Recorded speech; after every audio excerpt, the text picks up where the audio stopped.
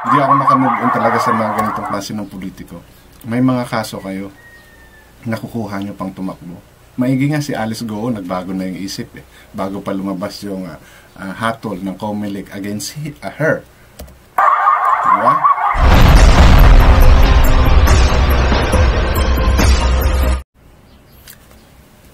Grabe talaga dito sa Pilipinas pagdating ng eleksyon. Ano?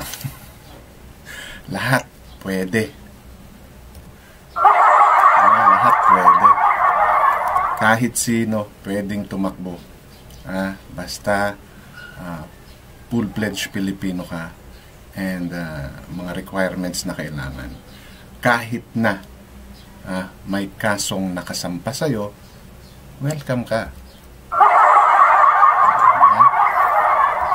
And isa na rito si Pastor Kibuloy na ngayon ay tumatakbo ng pagka-senator sa darating na 2025 election. Sa dami ng mga kasong kinaharap niya, di ba? Gusto niya pang maging lawmaker sa pagiging lawbreaker, ika nga ni Senator Lisa Hontiveros. At bago po ako magpatuloy, welcome po muna sa aking channel. Kung bago pa lang po kayo sa aking channel, please don't forget to like, share, and subscribe na rin po and pakihit ng notification bell para mas maging aware kayo sa aking mga upcoming content. Any comment, suggestion, recommendation, please leave it on our comment section for our further discussion, if any. So, yun na nga. Nakakatawa, nakakatuwa na despite of the cases na meron itong si Pastor Kibuloy, nakuha niya pa magpa-file. Pinail siya ng kanyang mga council para tumakbo ng pagka-senator ngayong darating na election.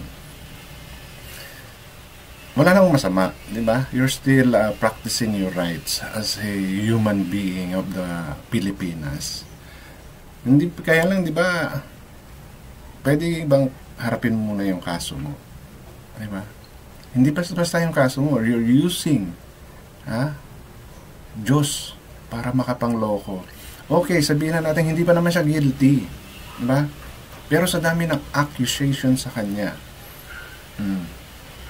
is that not enough para tingnan muna ng mga lawmaking body or ng Comelec, diba? Bago siya bigyan ng karapatang mag-apila para tumakbo ngayong darating na eleksyon. And now he's using a party kasi kailangan mo ng isang organization, one of the requirements na dapat mayroon kang organization na baback up sa iyo.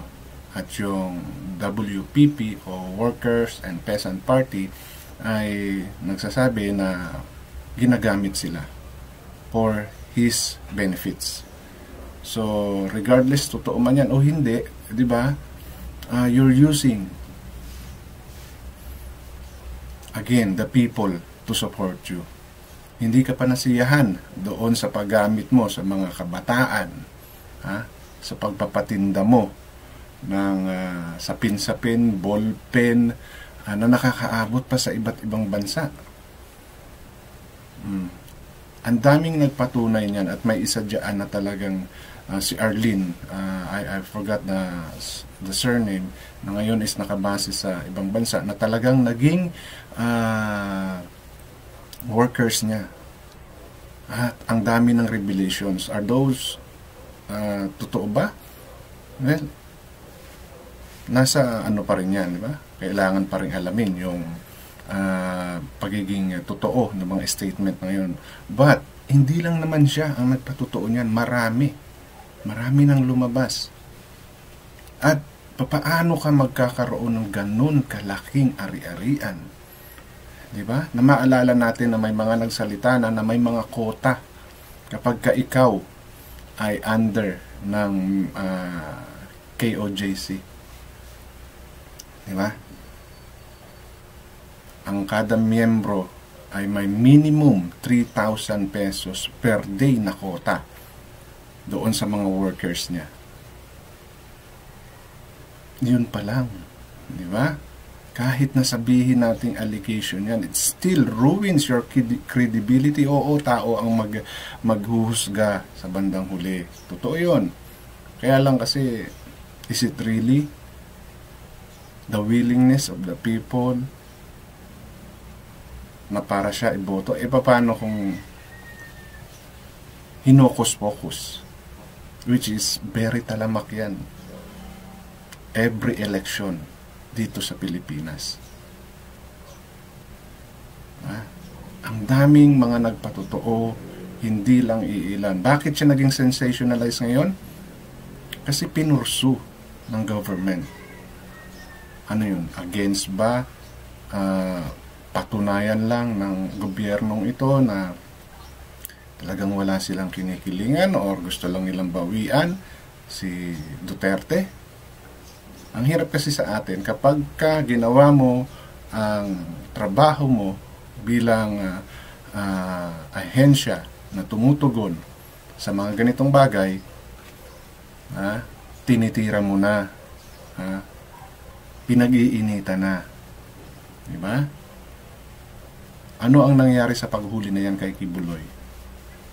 Maraming politicians, at isa na doon si Senator Bato at si Senator Padilla, sa sinasabing matataas na tao na gustong mag-impluensya nung hinuhuli itong si Kibuloy.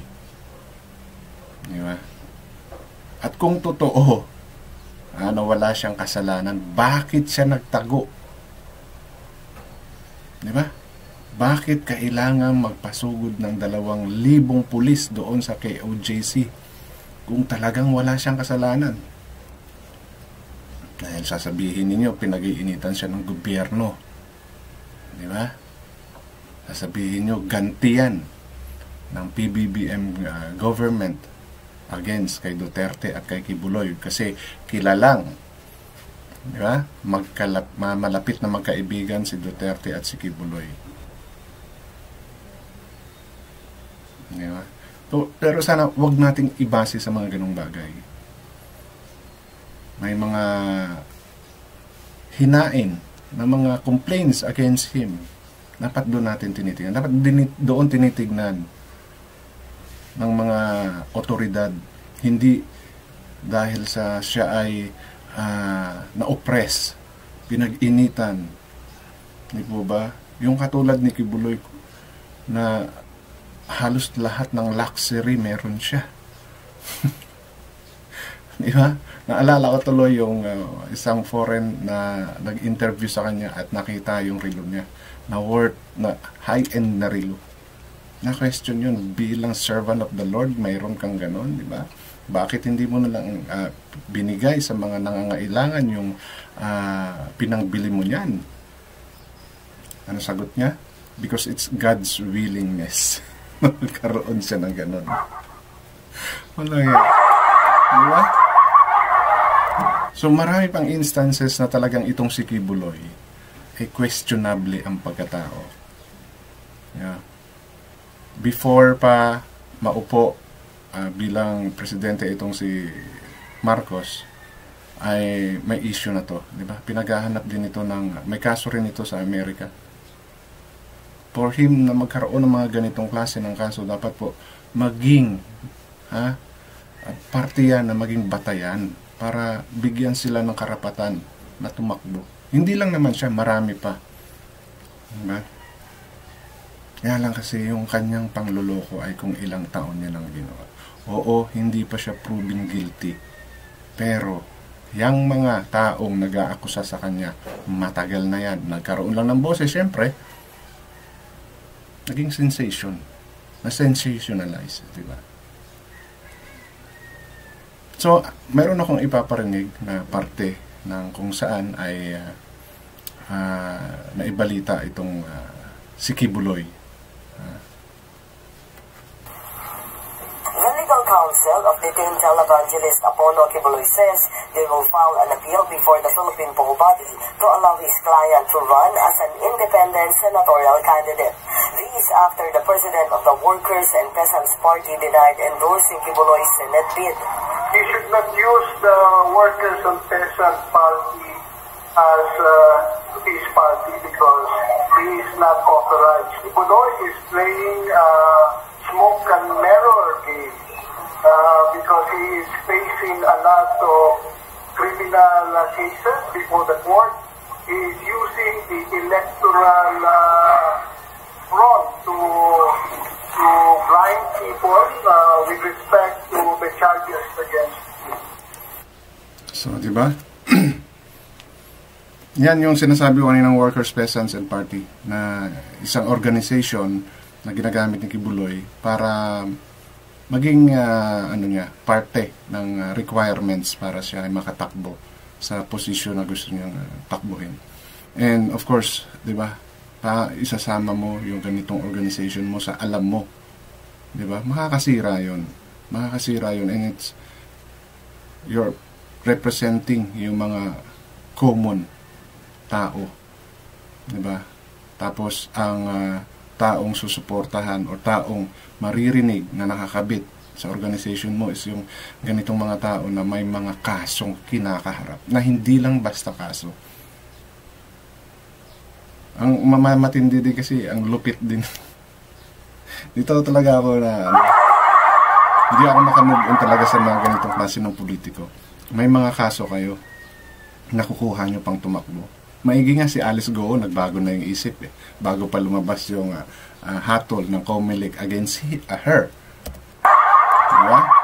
Kasi si Alice Goo, confirm na hindi na siya inaalaw ng COMELEC para tumakbo sa mayor sa Bamban. Sana ganun din yung mangyari dito kay Kibuloy. Para huwag pamarisan. Diba? Yun yung kasi sa Pilipinas. Yung palakasan system talaga hindi nawawala. Totoo yan. No? Tapos, may mga kwento-kwento pa na kapag ito nanalo, malamang balikan niya ang gobyerno. Diba? Babawi siya. Gaganti siya. Diba? Pinapabulaanan ng iba. But, of course, nasa isip na yan. No? Alam na yan. Siyempre, aamin ka ba naman sa katarantaduhang gagawin mo na alam mong mali? So, kasama na yan. And, ngayon, parang sinasabi nila na threaten itong si Senator Lisa Hontiveros dahil meron siyang post against dito kay Kibuloy na parang ang dating masyadong naalarma itong si Lisa Hontiveros dahil tatakbo ang isang law breaker para maging lawmaker.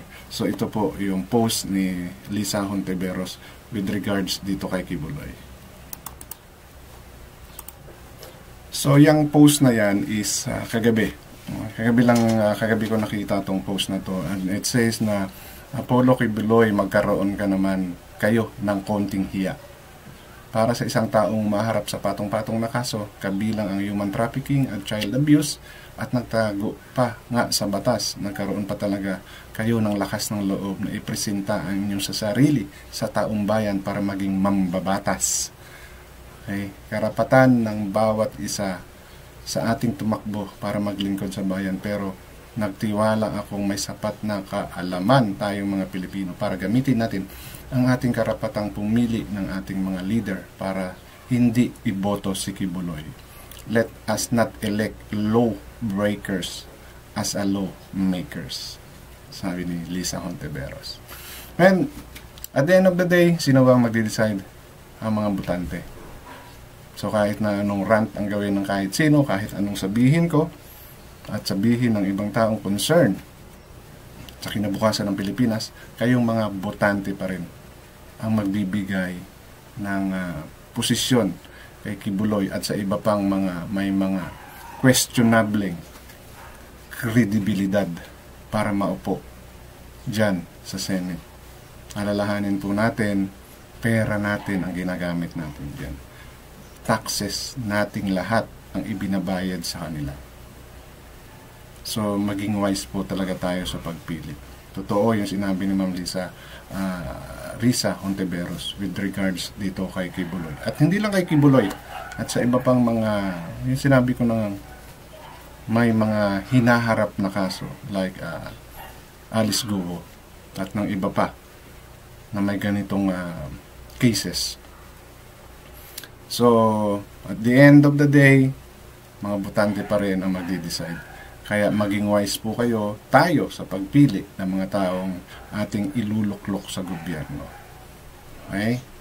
Kung kayo man po ay makatanggap, okay, tanggapin ang pera, iboto ang personada.